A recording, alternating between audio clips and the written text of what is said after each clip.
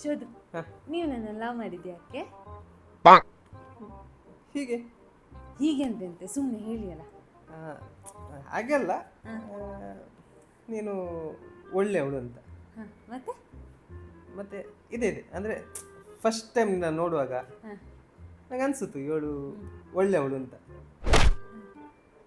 ಮತ್ತೆ ಹೋಗ್ತಾ ಹೋಗ್ತಾ ನೀನನ್ನು ಅರ್ಥ ಮಾಡಿಕೊಂಡೆ. ಹ್ಞೂ. ಅರ್ಥ ಮಾಡ್ಕೊಳ್ಳುವಾಗ ನನಗೆ ಗೊತ್ತಾಯ್ತು ಹಾಂ. ನೀನು ಒಳ್ಳೆಯವಳು ಹಾಗೆ.